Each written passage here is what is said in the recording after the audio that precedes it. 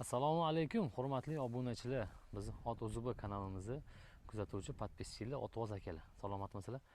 Akalar, xudo xolasa men bugun 11-aprel Toshkent shahar Nazarbeydan sizlarga video chiqarish qilaman. Bitta otni ma'lumotini beramiz. Shu ekranda ko'rinib turgan ot formasi kelishgan. 4 son, baquvvat. Qashqadaryo, Surxondaryo ulog'ini yer to'radigan ot xudo xolasa. Sotuvga qo'yilib. Nimaga unaqa deyapman? Chunki egalari o'zlari aytishdi. Otni uloqda epli bo'lmaydi, o'ta qattiq kiraveradi deb xursand bo'lib aytishdi. Bu otimiz sotilar ekan. Otni egalari Davron aka. Qolgan ma'lumotni Davron aka bilan birgalikda sizlarga yetkazamiz. Davron aka, Xorma aka.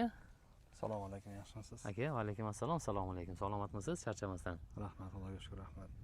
Bu otingizni xudo xolasa sotuvga qo'ydik. Shunaqa. Nasib bo'lsa.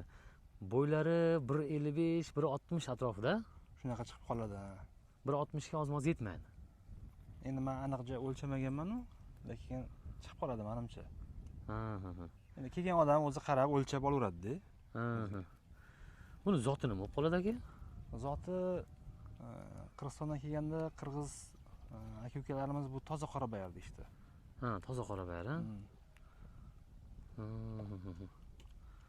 Ustida turgan polvon akamiz, Parkant polvon nomdanadan akamiz. Bo'ylari где-то 1.80 bor-a bo'yingiz? 87. 1.87 gavdali polvon akamizlar. Просто ot uncha ko'rinmayapti. Ot polvon narsa. Mana bichimlari, formalari kelgan. 4 ta tuyog'i sog'lom. Hozir skotchni o'zim mana bayladim.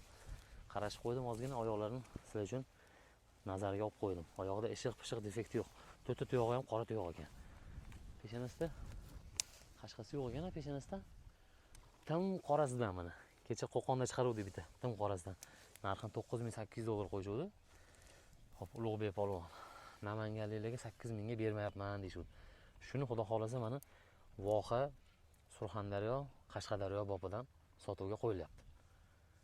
Otni formalar.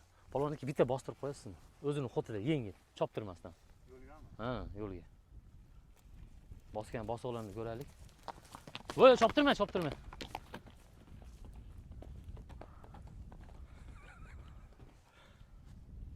Jonivor. Choptirma, o'zini xotida.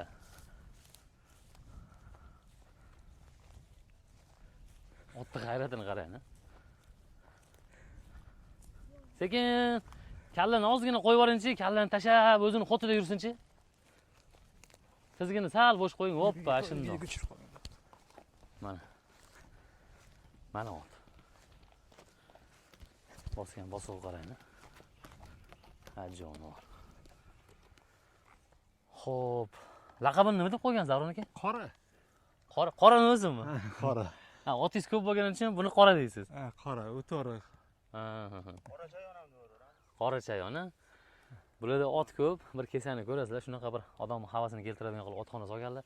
Xudo xolasa u uchun alohida obzorga kelamiz.